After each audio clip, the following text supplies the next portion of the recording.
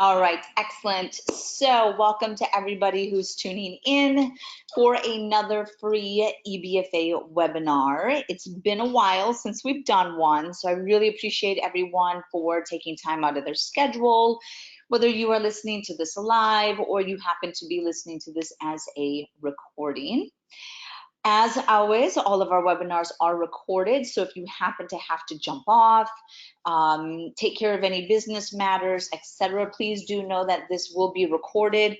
Also, if it is a lot of information that you want to review, reference back again at any point, that is also why we make them accessible on our YouTube channel. And then also, if you want to share it with any of your colleagues, that is also possible. Just check out youtube.com/EBFA Fitness, and that is where we house all of our webinars. This webinar will be emailed to everybody, as well will be the PowerPoint. If I happen to reference any books or authors or articles and you want those as well, please send us a message and we will get that to you.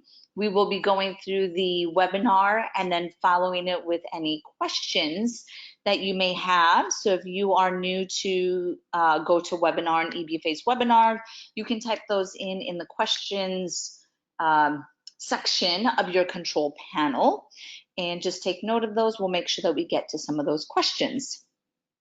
So jumping into stress and the polyvagal theory. So this is actually a lecture that I did at the Women on Fire conference that was in London, hosted by Burrell Education, Jenny Burrell, which is an amazing conference if anyone is interested in learning more about it. But I did the topic partly because it's just really where my interest is going with my practice, with myself personally, and then of course with EBFA is we just keep peeling layers of the onion off of the complexity of our clients, the complexity of patients, or some of our athletes, and really ourselves, and seeing how we can make an impact in our clients' lives besides just this physical exterior. That's one of my biggest kind of outreaches or missions, is really helping health and movement professionals make a bigger impact because they do have that opportunity to work one-on-one with clients. So it's much more than just let's lose weight, let's look great naked. Those are all great things, but of course we want to have a higher impact for our clients. If you're not familiar with who I am, my name is Dr. Emily or Dr. Splichal. I am a clinician as well as an educator, an author, a consultant, and also a CEO of Novoso.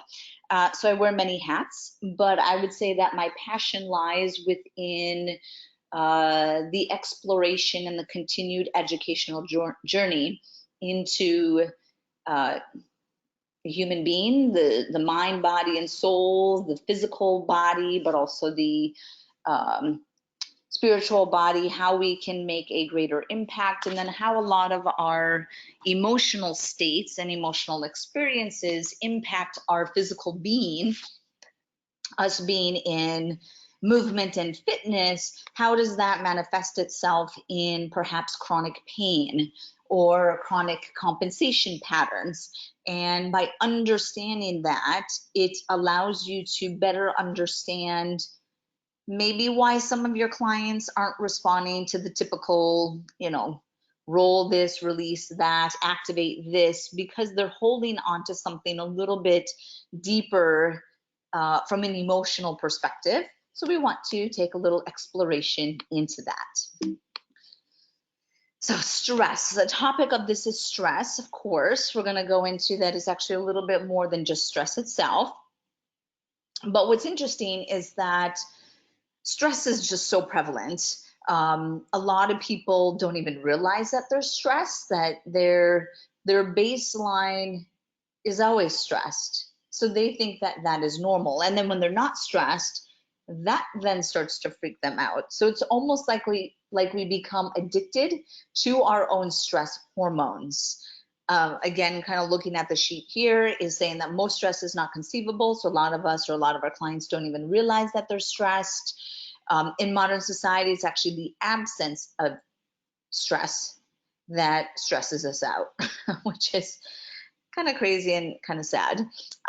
People become addicted to stress hormones, cortisol and adrenaline. You could say the same thing as far as caffeine. They need to be, you know, in the up side of things versus really maintaining that natural rhythm or the ebbs of flow of emotion. And some of it really does involve stopping, pausing, and looking yourself in the mirror, which is really intimidating. So a lot of people are not ready to do that.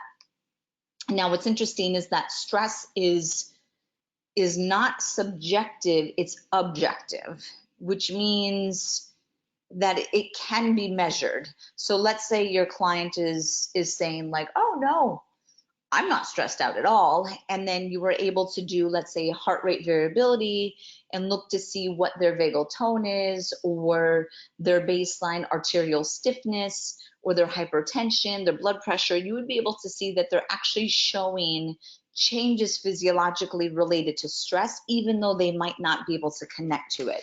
That is a lot of our clients, unfortunately. So if we look at some of the stress statistics, these are US stress statistics. So if you're from any other country, I apologize that these are US based. However, it's probably equivalent depending on the country that you're from, this gives us an idea.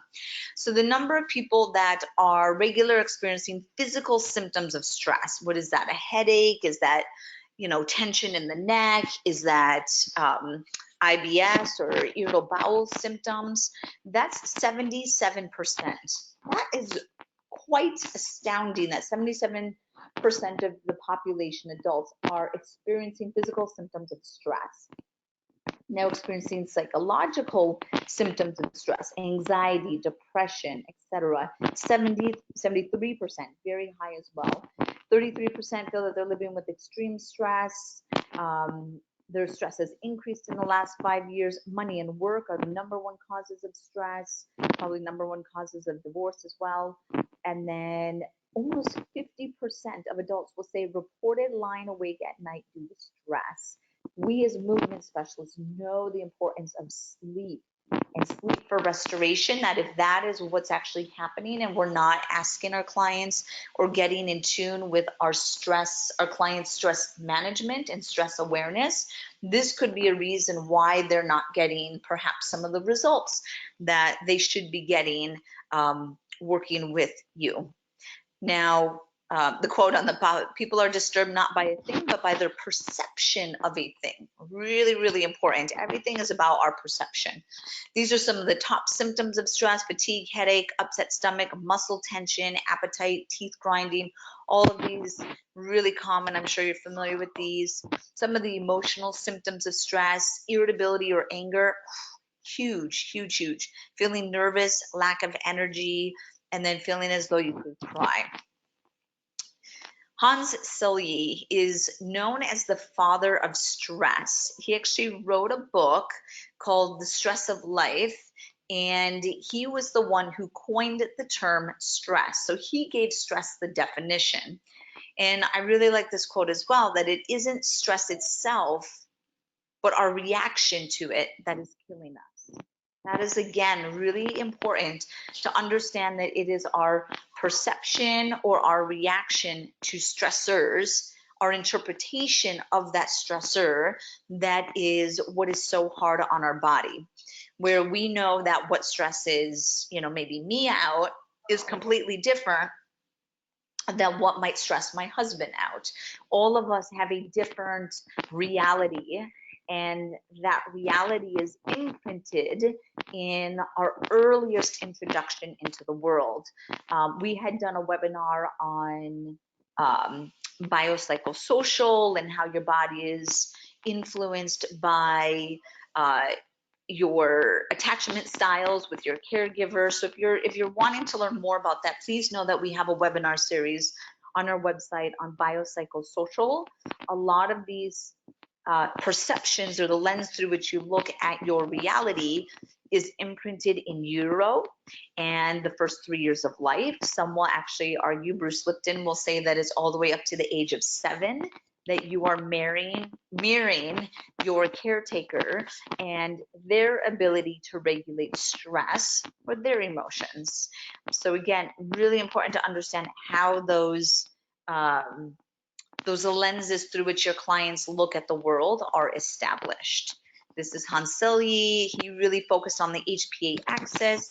Here we're going to be looking a little bit more at the autonomic nervous system, just because that's going to loop into the polyvagal theory.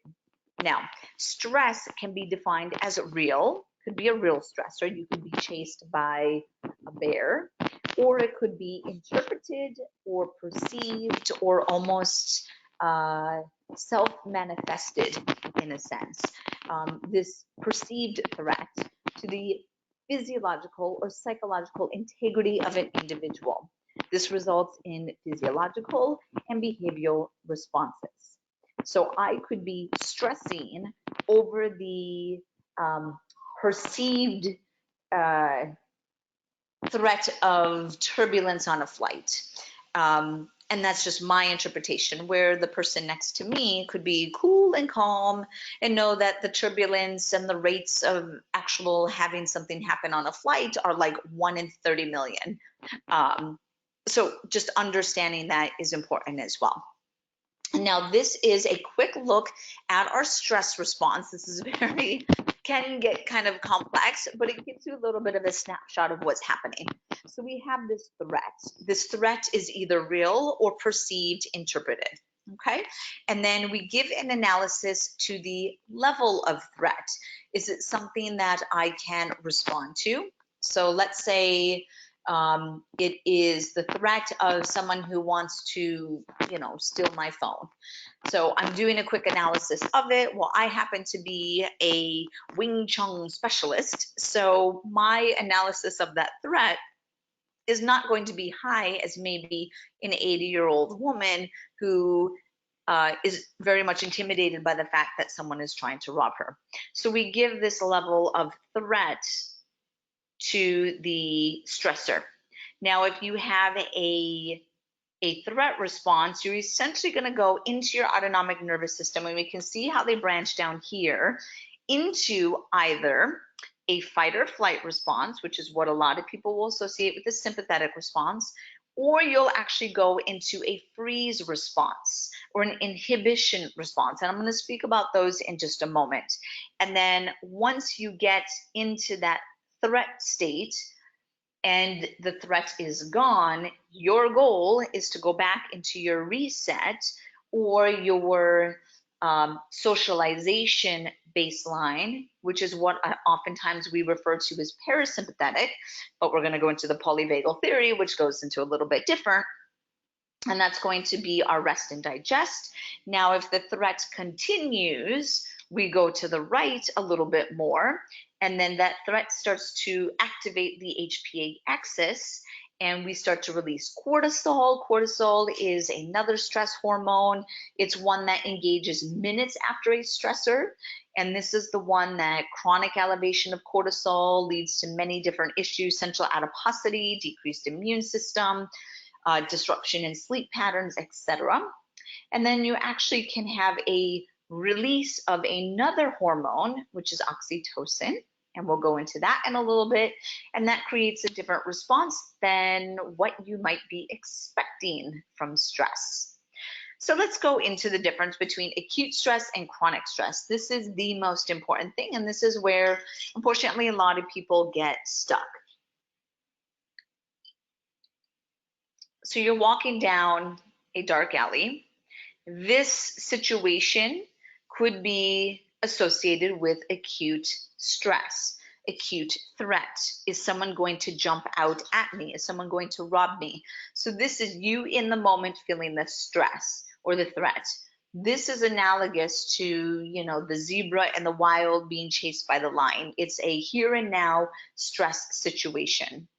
This is as opposed to this type of situation, which is the really what modern society's stress responses are, which is the chronic day-to-day stress of deadlines and children and family and finances and commuting. This is where, unfortunately, a lot of our clients are getting stuck. Now, to understand the stress response, we want to go and look at historically how stress is managed in the wild. And I'm going to reference a book here. It's called Waking the Tiger by Peter Levine. If you've not read any of Peter Levine's work, I would highly encourage you to do so. Peter Levine is the founder of Somatic Experiencing. He's a trauma specialist, and his approach is very fascinating and looks at how understanding the stress cycle of the wild is necessary to help get us Homo sapiens out of our trauma cycle or our chronic stress cycle by actually completing the stress response. A lot of us actually get stuck in the stress response, and we essentially break the cycle because we don't understand how it needs to complete itself to release, and then you're able to reset your nervous system. So we're in the wild. We have our zebras. We're being chased by a lion. The zebra was sitting very calmly. All of a sudden, there starts to become a threat. Lion is chasing him. They do a quick analysis of the level of threat of this lion. Is there one lion? Is there a group of lions? What is my health, etc.? So the zebra starts to interpret it as a threat that they're able to get out of. So they start running. They activate their fight or flight response, which is the sympathetic. Now, let's say the threat level starts to go up. Now, instead of them continuously running, they're realizing that the lion is actually going to get them. So now the level of threat actually went higher. So they actually kick into a higher level protective response, which we're going to go into what those are called, but it is called a freeze response or an inhibition response. So now the zebra, instead of running away, higher threat level, they're going to pass out or play dead. And what's interesting is, let's say they play dead, lion goes to zebra who's just laying there like a carcass, that he's dead. Most animals, especially when you're hunting and you're thinking predator, they don't want to continue chasing an animal that is playing dead, because potentially the zebra that's now pretending to be dead could be could have contaminated meat, could actually make the lion sick. So the lion is actually going to lose interest in the zebra that's playing dead. So it is a protective response once the threat level goes higher.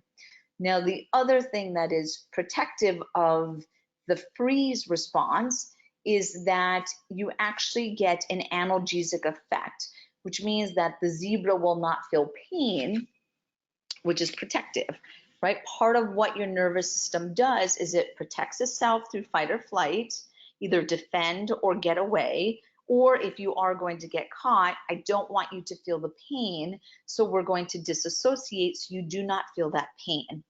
Now that is really looking at the hierarchy of how the nervous system was shaped. Again, I'm going to go into that in a moment. Now, let's say that the zebra gets away from the lion. Now, what happens in the wild is that the zebra will reset their nervous system from the fight or flight response, sympathetic response that we all reference it as. And the way that the zebra will reset into its baseline restoration is they will shake. And that shaking and the releasing of really the energy. So if you think of all the adrenaline that maybe your client is creating when they perceive a threat. So let's say you have an anxious client that gets into a situation of a perceived threat, whether it's, financial or marriage or whatever it is, and it starts to trigger them into a fight or flight stressed out response, they now have all of this bottled up energy that if they don't properly release it and they try to squish it down, in a sense, they get stuck within this fight or flight cycle. So understanding how a wild animal shakes to reset their nervous system is actually critical to understanding how we humans in acute stress and chronic stress need to reset our nervous system. Now, if we look at the stress response simply as this balance between fight or flight and rest digest, we miss out an important part of what actually happens to the autonomic nervous system. So we actually don't want to be thinking of autonomic nervous system and stress responses as like a teeter-totter or a seesaw between fight or flight sympathetic and rest and digest parasympathetic. We actually want to break it down a little bit further, and this is the polyvagal theory. Polyvagal theory was introduced and researched heavily by Stephen Porges, and I highly encourage you to check out his work. If you are familiar with the polyvagal theory, that is incredible. Thank you for tuning into the webinar, even though you are familiar with the polyvagal theory. If you have never heard of it, then definitely you want to check out Stephen Porges' work. He has many free lectures that are available on YouTube. He also has numerous textbooks. If you're more of a fan of kind of audio learning, then do check out his lectures on YouTube or on various podcasts as well. So essentially, polyvagal theory is saying that we do not have just one vagus nerve. Now, the way that it's often taught and the way that it's taught in a lot of medical schools as well is that we have sympathetic, fight or flight, parasympathetic, which is your rest digest, and your parasympathetic is the vagus nerve. So 80% of your parasympathetic system is the vagus nerve. However, that's oversimplifying it because you actually have two vagus nerves or vagus nerve branches. One is, you could refer to it as old vagus, and then the other would be a new vagus. So one is myelinated, one is not myelinated, one sits below the diaphragm, one is above the diaphragm. So the way that we actually want to break it down, vagus nerve, two branches, ventral vagus and dorsal vagus. So this is the way that you want to think about your vagus nerve. And this will further break down the three branches of how we want to look at the autonomic nervous system. Now, your ventral vagus, you could think of that as your parasympathetic system or your rest and digest. Yeah, so whatever you used to call parasympathetic technically is ventral vagus. This is the part of your vagus nerve that sits above your diaphragm, and it is for socialization. It is for self-regulation. It is for restoration. So a lot of the ventral vagus nerve branches or functions is actually innervation of the face muscles, and allows you to change your expression to communicate friendliness and openness and communication, which is obviously important for socialization and the forward progression of humanity. The dorsal vagus is going to be our freeze response. It is the old vagus. You could think of it as the reptilian branch of your vagus nerve. The reptilian branch of the vagus nerve, dorsal vagus, freeze response. Think of what a reptile would do if they're in situation of threat. Most reptiles will play dead, and they're able to play dead in a different way than mammals can because their oxygen demands and temperature regulation demands are very different than for a mammal. So vagus nerve in general, though, is innervating muscles of the throat, organs of respiration, and then organs of digestion. So that's important to remember that, because when someone is not functioning very well in their ventral vagus, it can manifest itself in these different areas.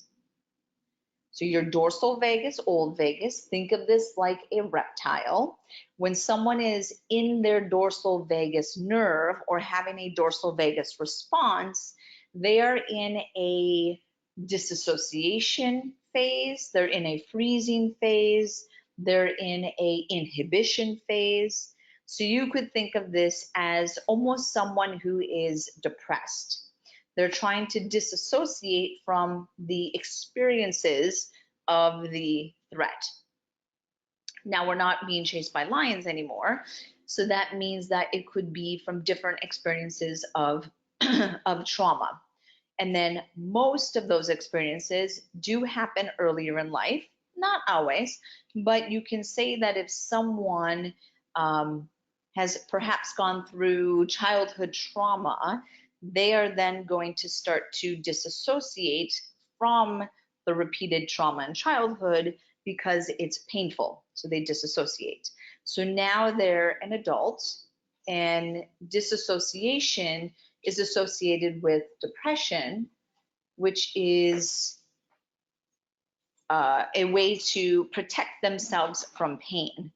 You will often find that they also have a hard time being in touch with themselves posturally, interoceptively, muscularly. So if you're trying to have them, like let's say in a patient that I would have them, is they would have a hard time describing where their pain is, or they would have a hard time describing the symptoms that they're experiencing. And then that disassociation makes it difficult for them to then progress from a mind-body connection perspective because they're so used to disassociating from their body, from themselves. And it's a protective response. So we want to appreciate that and honor it, but just know that that client, that patient, is in their dorsal vagus nerve or in a dorsal vagus response cycle, essentially stuck in a dorsal vagus response cycle.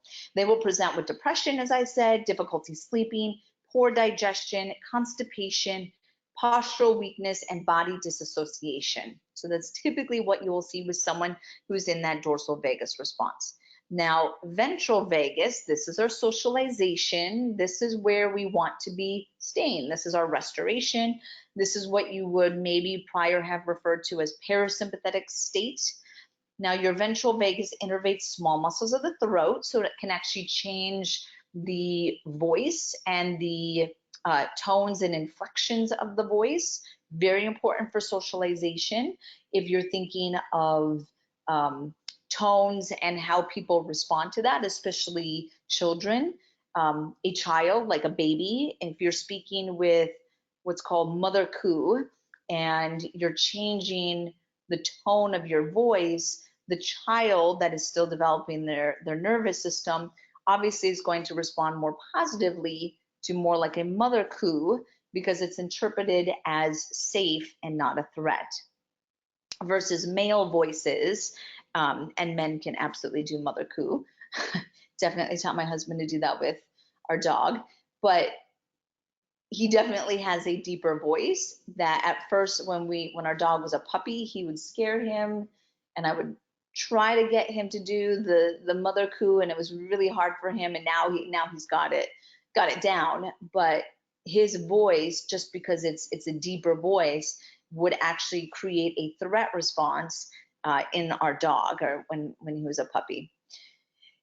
Ventral vagus also innervates the small muscles of the inner ear, and this is really interesting. So when you're starting to listen for threat, so let's say you have a client who is anxious and or has PTSD, and they're kind of stuck in this kind of amped up fight or flight state, it's actually going to change the innervation of the muscles in the ear. So they're not going to be able to hear certain frequencies, and their ear is actually going to be tuned in for more like the lower rumble of thinking of like a herd of animals, running in the wild. That's what the ear is associating with threat.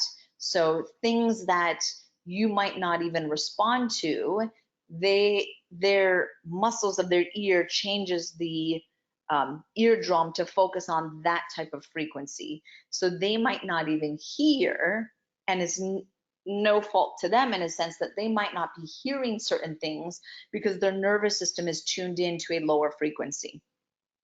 And now another aspect of the ventral vagus is that it opens all of the airways. It's associated with positive states of relaxation and social engagement. Finally, going into the sympathetic nerve, this is what we know as fight or flight. It's our mobilization with fear. We understand that. That is the same as what you had referenced it before. What we're doing, though, is essentially branching out the parasympathetic, or technically not even calling it that, but just saying you have a sympathetic state, you have a ventral vagus state, restoration, and you have a dorsal vagus state, freeze or disassociation. Now, how can you tell if your client is stressed out? Because remember, it is not subjective, it's objective. And a lot of us don't even realize our level of stress. Some of us become addicted to stress. So we want to be able to tell the state of our client's autonomic nervous system. This is especially important if you are, let's say, you're going to teach them a new skill, kettlebells, still mace, Olympic lifting, a new corrective exercise, you have a new protocol for them. Think of any situation where you actually do need the client's concentration to be a little bit higher.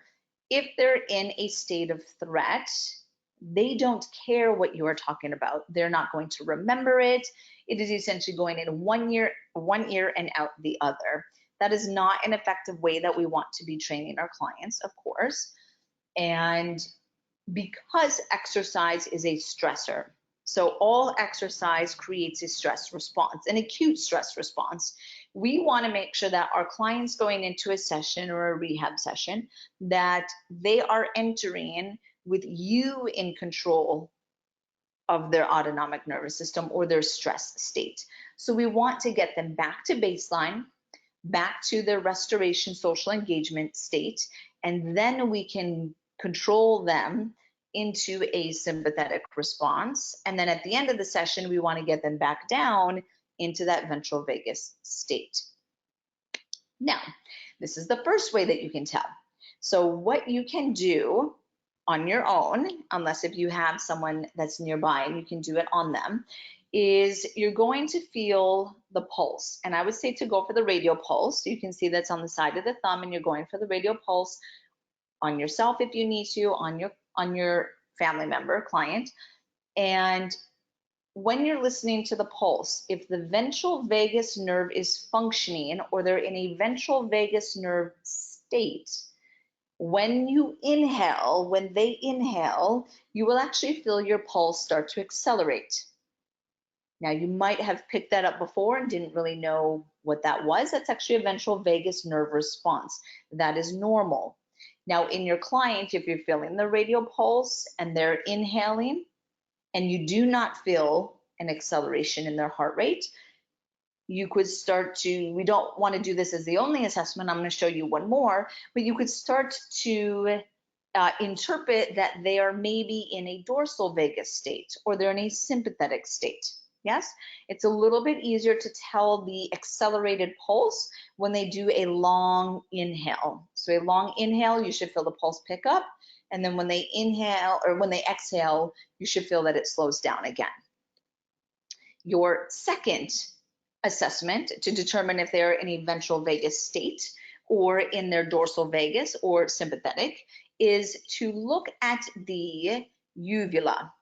Now, so you're going to look, and you can do it on yourself in the mirror later or on the partner next to you or family member, is you're going to have them open their mouth. If you need to use the light on your phone, you could use that. So they're going to open the mouth, stick out the tongue. If you have good lighting, great. Otherwise, use the light on your cell phone or a pen light and have them keep repeating ah, ah, ah. You don't want to do one long ah. because we're not looking at the adenoids and the tonsils. That's a different exam. You're looking to see that every time that they say ah, that the pellet next to the uvula is going to lift. Now that part, linking it to your vocal cords, is connected to your ventral vagus nerve.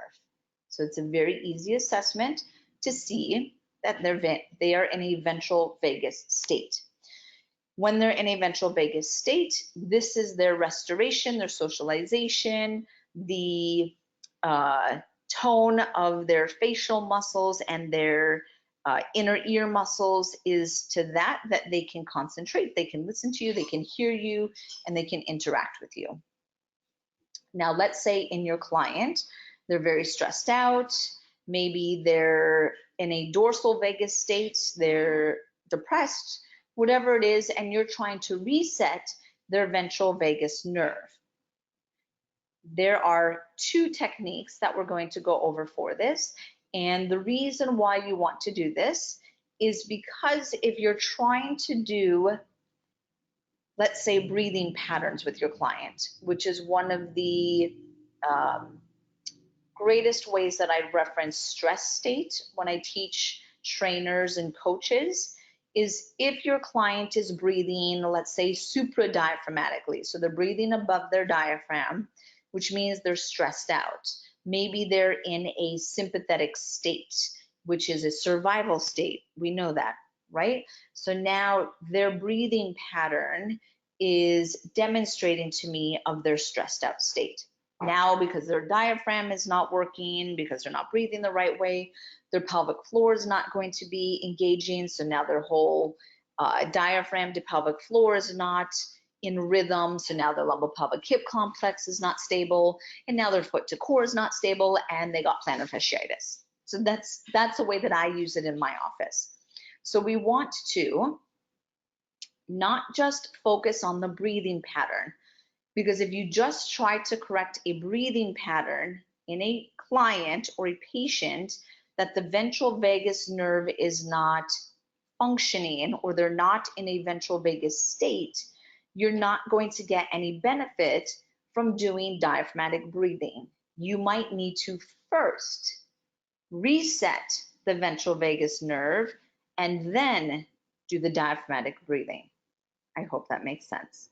So what you're going to do, your first reset for the ventral vagus nerve is you're going to lie on your back, and your hands are going to be intertwined with each other, and you're going to place them at the lower aspect of the head. Think where your occipitals are. You're going to place your hands there. What you're going to do is keep your head exactly where it is. That's the purpose of your hands behind your head, is that you can feel that you're not turning the head. So the head stays totally straight. Your eyes are going to look all the way to the right, and you're going to stay in that position looking at the right.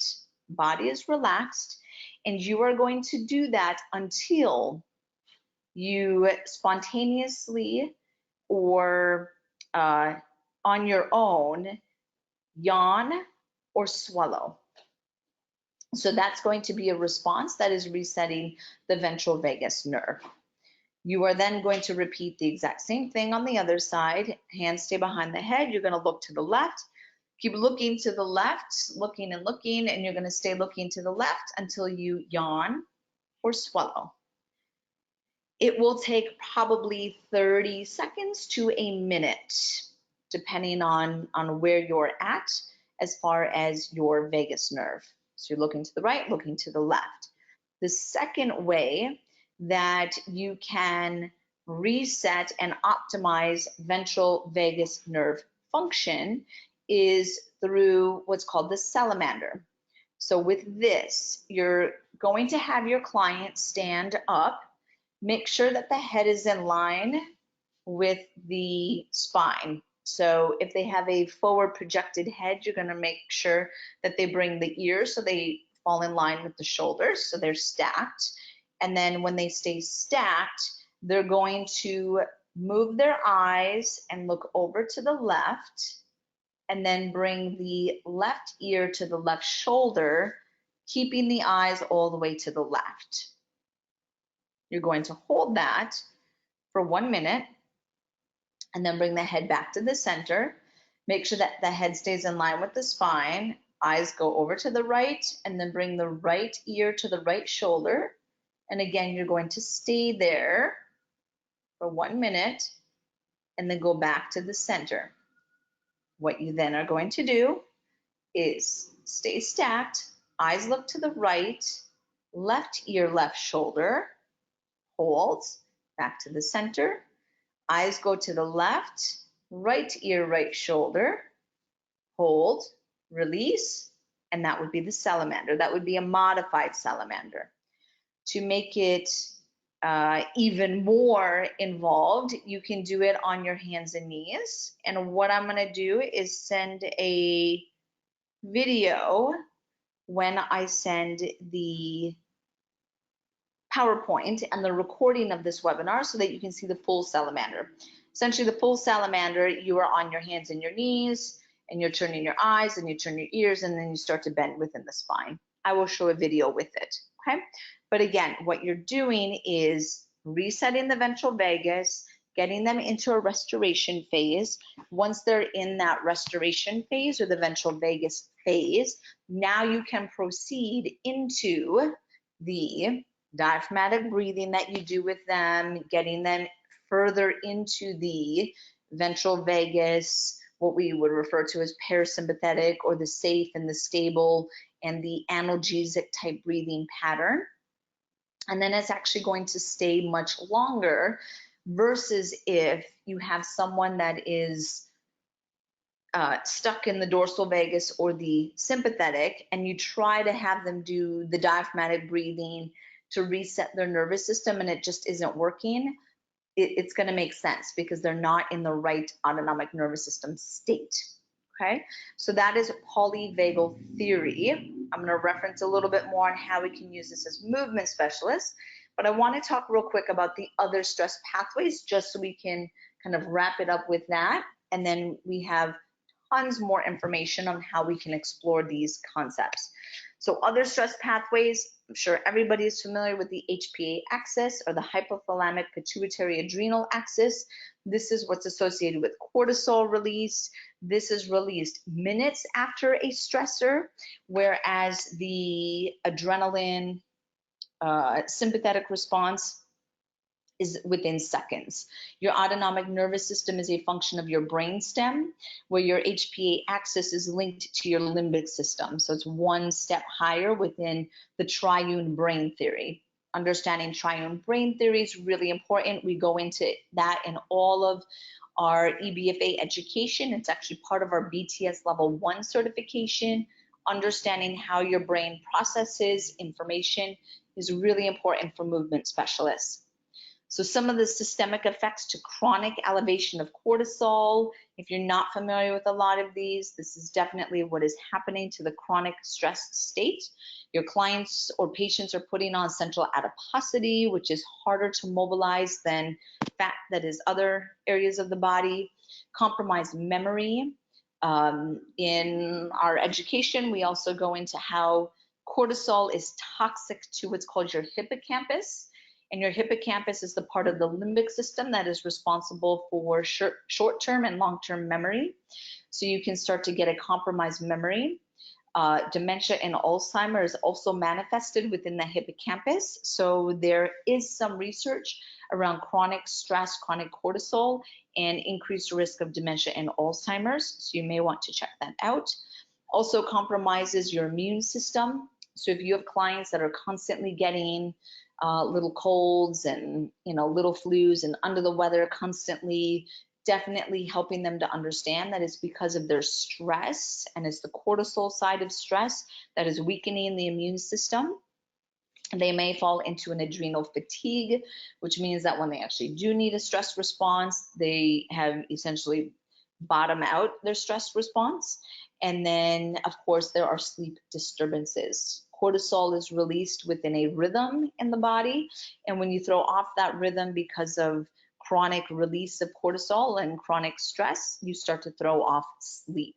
We've mentioned that in the beginning, that sleep is everything from a muscle recovery perspective, from a anti-aging perspective, a longevity perspective, stress, I mean, you just need to get sleep. All right, so this is the last one that I want to focus on before we try to tie this in from a movement specialist perspective and go into any questions that you might have. This is what's called a tend and befriend response. So we have the acute response within seconds, autonomic nervous system. Then within minutes, you have the HPA axis response and the elevation of cortisol. All of these are protective. We're trying to mobilize, we're fighting and flighting. But there is another response that happens in stress, remembering that we are creatures of socialization and community. So the tend and befriend response to stress is associated with oxytocin. And oxytocin, we often associate as our love hormone. It's what is released when we're going into labor. It's what stimulates the uterus to contract. It is what's released when you have intimacy. So it is a bonding-based hormone, but we actually release it during periods of stress, which I think is super cool.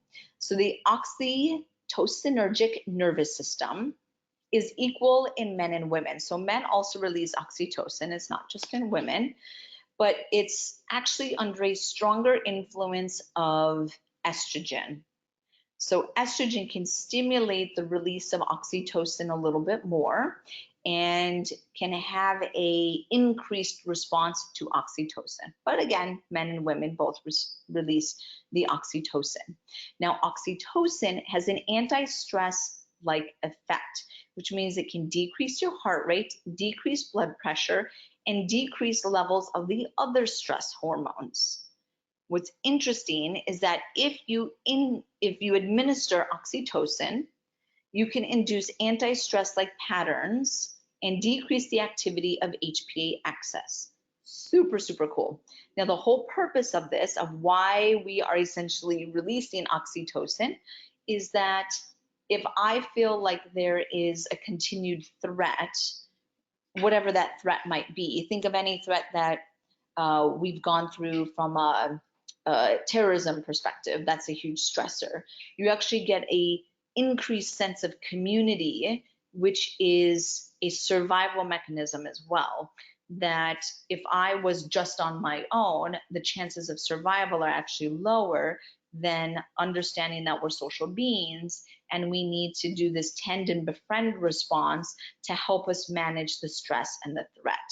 So it's a very unique response that is in mammals, higher level mammals, and it's an important aspect of the stress response. Stephen Porges' wife, interestingly, has dedicated her career to studying oxytocin and its relationship to stress. So please check that out as well. And that's another layer of stress responses that we often don't think about. Unfortunately, our mind goes straight to sympathetic, adrenaline, and cortisol, HPA axis. So we want to appreciate that there's other layers to this. Now, how can we apply this information, these concepts, as movement specialists, as health professionals, is thinking of our clients, thinking of our patients. Now, there's many postural imbalances that can reflect the autonomic nervous system state of a client. Typically, you can think of a sympathetic response, fight or flight, as someone who is like on guard. They typically carry themselves in a little bit more of a lumbar lordosis, and the chest starts to protect forward. It's almost like they're in a on-guard response and they're ready to go. You could also say that they're in a more hypertonic state. So start thinking of your clients, start thinking of your patients and their emotional state and the way that they're processing stress and trauma and emotions and how it's manifested in them posturally and really neuromuscularly. On the flip side, if you have someone that is in their dorsal vagus state, they're going to be more withdrawn or protected. So think how a turtle would kind of curl in. So they're going to round their upper shoulders. They're going to tuck their pelvis under. They're trying to protect Obviously, their organs on the inside, and maybe the head is drawn down with the rib cage tucked down. That's going to start compromising their diaphragm and their breathing patterns. So now that goes into everything that we spoke about with diaphragm and pelvic floor and stability. You want to start to think of them as more maybe hypotonic, where the sympathetic is more hypertonic. So you can, again, start to create some differences of what you would feel there or associate there. Breathing patterns can be reflected of the stress state of our client or patient. Supradiaphragmatic is going to be stressed out. Subdiaphragmatic, below the diaphragm, is really your restoration phase. In order to bring breathing patterns back into balance, we need to first activate the ventral vagus nerve. Gave you 2 ways to do those, and I will be sending supplemental videos for those. Can tell if someone is in a ventral vagus state by checking their pulse. Remember, when you inhale, the pulse should accelerate, and every time they say ah, their uvula and the pellet next to the uvula should lift. Start your session with the basic exercise, which is the line on the back, turning the head, waiting for them to swallow, both sides. And then the salamander, eyes go one way, ear to shoulder, remember that. And then this is helping them to prepare their autonomic nervous system for their session. Spinal nerves are different than cranial nerves. So this is important to understand. I know it's just like a last little pearl. Spinal nerves are thinking of, what innervates your foot and your calf and your sciatic nerve, your tibial nerve, or your brachial plexus. These are different than cranial nerves. Cranial nerves cannot respond by just stressing. We need to address the cranial nerves, which is linked to the autonomic nervous system, brainstem, reptile, primitive responses of the client in a different way. This is through understanding stress, trauma, emotions, and how those are manifested, and how we need to encourage our clients to really complete the cycle. These are some of the recommended readings that I would suggest. Anything by Stephen Porges. Again, I had said if you are more of a audio learner, head to YouTube or any of the podcasts that are out there, and he's been on so many, he has so many lectures. Just listening to his stuff is fascinating, and it will change your perspective on emotion, stress, and trauma. Stanley Rosenberg, great book as well. Accessing the healing power of the vagus nerve gives some great techniques to get into the ventral vagus nerve. He's a body worker as well as a somatic worker with trauma and polyvagal theory. Tendon Befriend, remember that's another layer of the stress response using oxytocin, which is really fascinating. Stephen Porges' wife specializes within oxytocin, and then understanding some of the gender differences of stress is also important. I would say some that I did not mention, but you can 100% loop into this as well, is any of the work by Bruce Lipton, Biology of Belief, any of the work by Peter Levine, Waking the Tiger, I'd mentioned that, and then any of the work by Dr. Gabor Mate, he has When the Body Says No, totally in line with all of this exact same stuff. Now, before we jump into any questions that you guys might have, I do want to give you a special invitation to our 5th annual Barefoot Strong Summit. This year, we are breaking it into 2 themes. First theme is Brain Awakening, which is centered around what we focused tonight. So your Brain Awakening is going to be on Saturday, October 26th in Scottsdale, Arizona. So it's beautiful. If you want to come to Arizona when it's nice weather, please do so. We encourage you to be there. We're going to be focusing on trauma, somatic experiencing, polyvagal theory as well, keeping the brain young, and then looking at infantile birth trauma and how it's manifested in adulthood. So really cool stuff that we're looking at. Save $50 on your registration by using code webinar.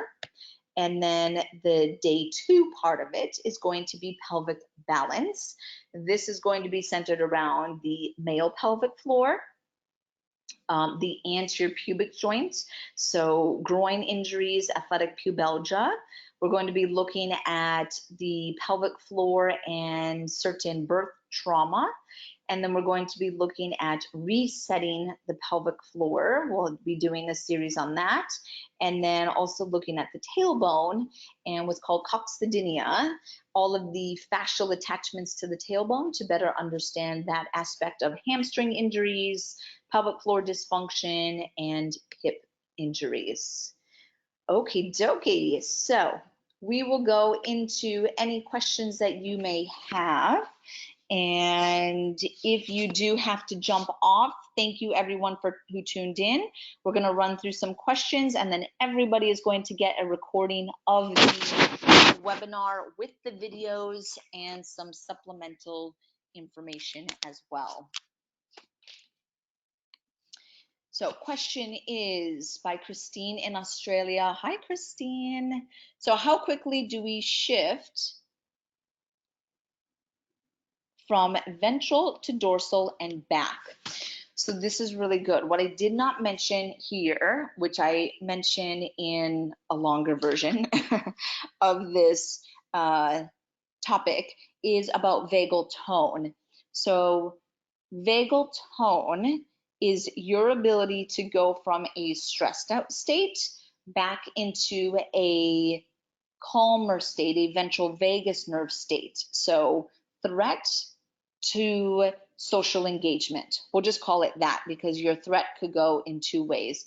Now, the higher the vagal tone, the faster you are able to get into your social engagement. We want that to be happening quickly, right? Thinking of the zebra that is chased by the lion and then they shake and they reset and then whoop, they're over there eating grass again and pay no mind to anything. It happens very quickly when you're looking in the wild.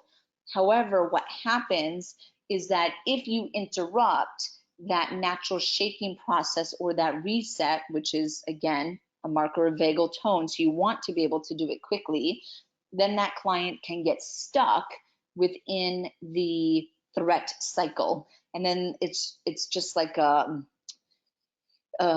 whirlpool that they get stuck within this vortex of threat response, threat response, because they never completed the cycle of shaking all of that energy out. Now, there's a way that you can tone the ventral vagus nerve. We gave you the 2 examples. So doing the basic exercise of the eyes looking to the left and then waiting for you to swallow, vice versa, doing that's going to tone the vagus nerve. Other ways that you can tone the vagus nerve are cold showers, doing chanting, doing fasting, probiotics, reflexology. So any of those will help you better reset your autonomic nervous system and your vagus nerve. The reset, if you're curious, when you're doing the basic exercise, sometimes within 10 seconds, you'll have your head straight, turn your eyes to the right, hold it, and then you'll swallow within 10 seconds, do both sides. The more you do it, think of it like you're toning a muscle. You really have to do it more to get a better effect from it. So I hope that answers your question, Christine. Any studies evidencing those reset exercises like the Salamander? Yes, so the reset exercise, it's a very good question, Scott, is I encourage you to look at the book and the work by Stanley Rosenberg. So those are his techniques for resetting the vagus nerve. So please check out his work. I will actually move the PowerPoint forward so you can see it again. So Stanley Rosenberg, he's from Denmark, and this is one of his books. Really great book looking at it. The justification for the Salamander is to allow better passageway of the cranial nerves by maintaining proper cervical alignment.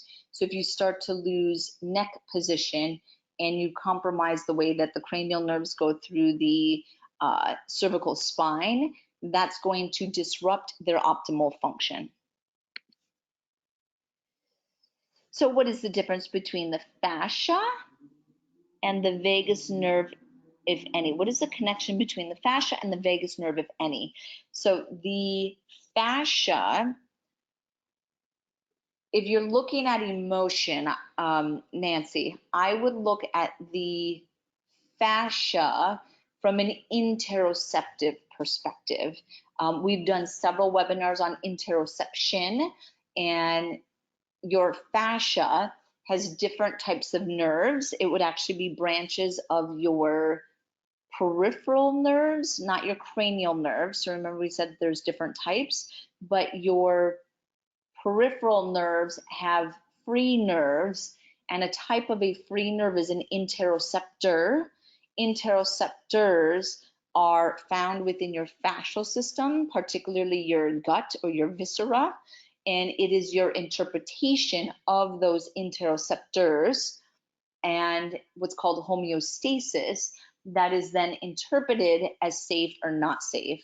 And then that interpretation of your interoceptors is what you perceive as threat or not threat. So they're definitely tied together. I would say that the way that they're connected is through interoception. And I hope that that's clear. I encourage you to check out any of our webinars that we've done on interoception. Perfect. Okay. Any other?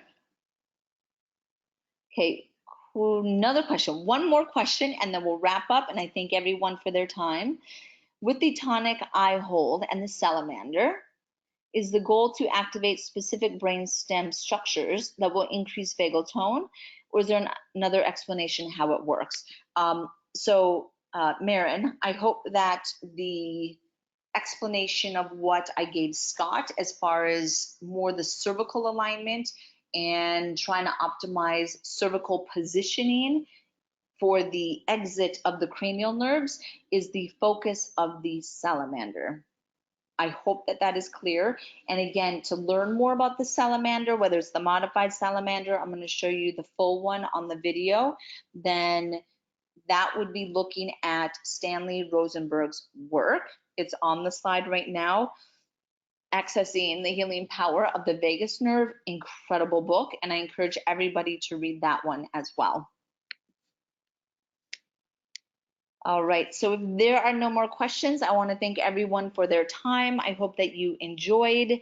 This webinar is complimentary, and if you're looking to get more, please check out any of our webinars on interoception. Look at any of our webinars on biopsychosocial responses, and look at any of our webinars on biohacking the brain or brain optimization. All of those are very complementary and build off of each other to further paint this picture for how you can use this information with your clients, patients, and athletes. Thank you guys. Have an amazing night or have a great day, depending on where in the world you are. I'll see you on another EBFA webinar.